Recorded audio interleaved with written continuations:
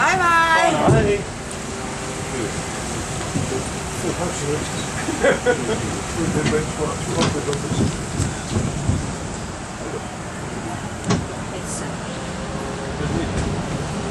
On the left-hand side of the old building is the Hanseatic Museum, which is the last of the houses belonging to Beluga. There will be more information about this at the end of this talk. Next is Schiffershaven, which is an indoor marketplace for fresh produce and groceries.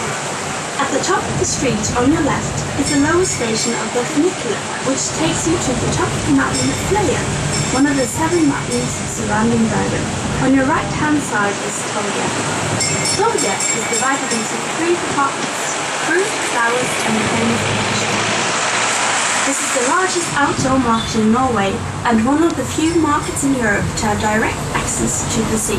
Further on your right-hand side, is a part of town called Nordnes. This is where the Bergen Aquarium is located. The statue on the left-hand side is of the great Norwegian comedian and poet Ludvig Holberg. He was born in Bergen on the 3rd of December 1684. He was the first Norwegian playwright and also the creator of the Danish theatre. Jeppe på Bjerge and Rasmus Montanus are some of his best-known plays. On your left, you can now see the tourist information.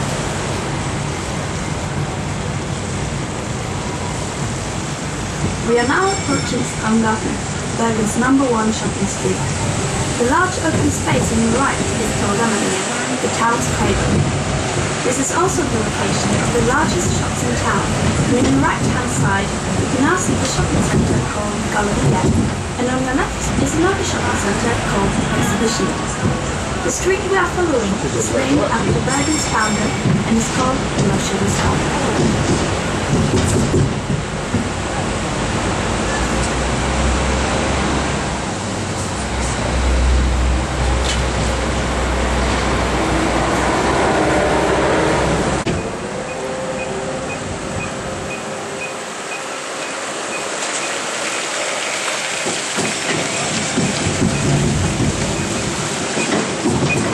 Yes.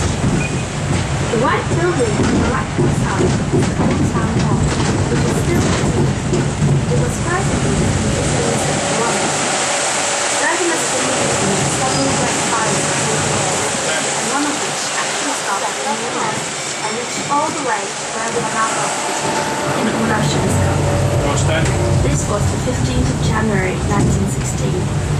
During the reconstruction after the fire, wider and more open streets were ordered, resulting in these wide avenues. They are intended to give better access for the fire department in the case of another fire. On your left is the police station. We are now approaching a town called Macha. Here you will find small streets with chance shops and cafes. This part of town was actually proposed demolished in the 1960s, but luckily it's spared. The railway station and the bus station is situated on the end of this street.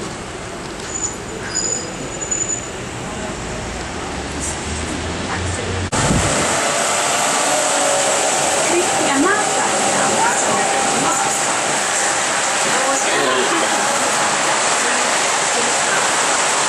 This is one of the oldest streets in Bergen and runs all the way to the Golden City Gate, which was one of the old south-facing town borders.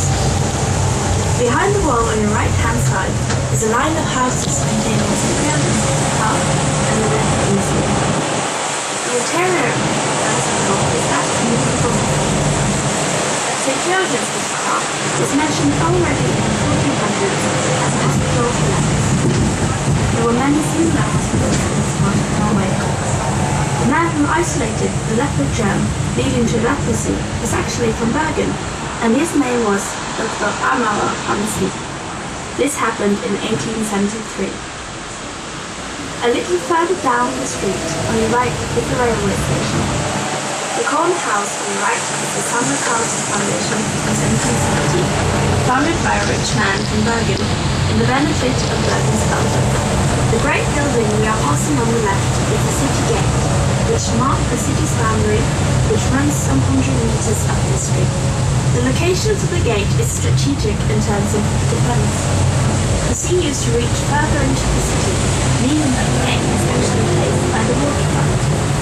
There is also the mountain on the left, making this an excellent location for military defense. This used to be the site for several military defenses, such as palisades, batteries, and embankments. The gates also housed the city archives. The cemetery on the right used to be considered remote enough to be used for the victims of cholera. It is also where the famous musician Will Boo is buried.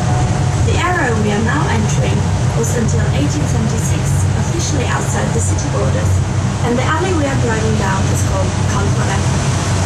Kalfaret was mentioned as early as 1604, and the name could be traced back to the name Calvary, which is the hill outside Jerusalem on which Jesus was crucified. It could also be traced back to the name Calvary, alongside. Further up the hill, a snow on the right, signifies first rising on to lepers, which were founded in 1800.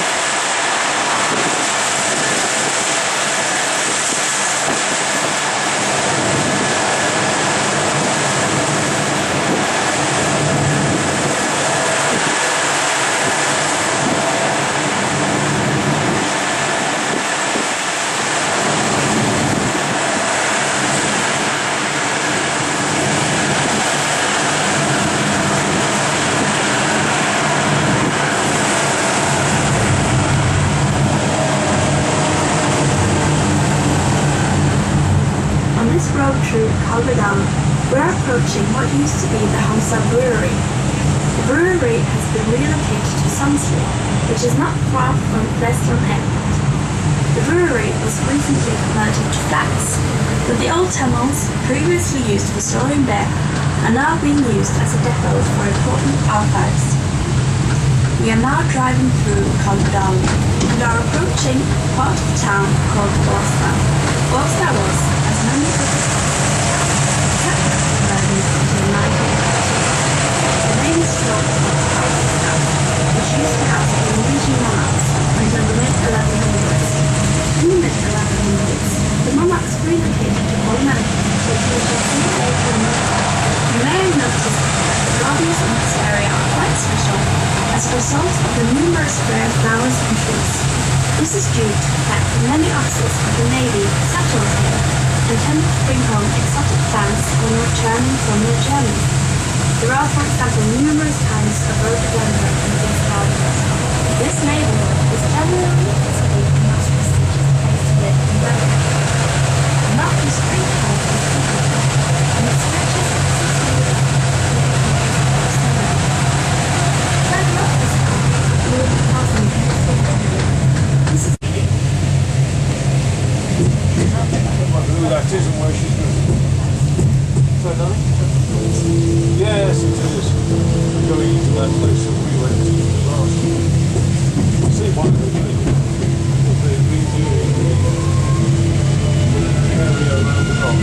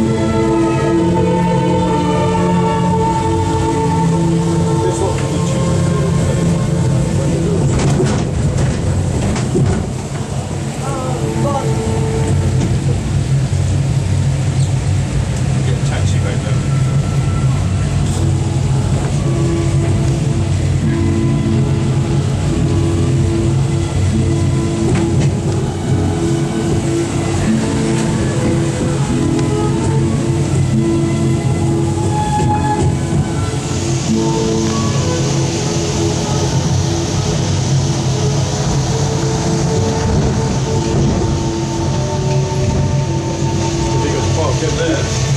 The sideways.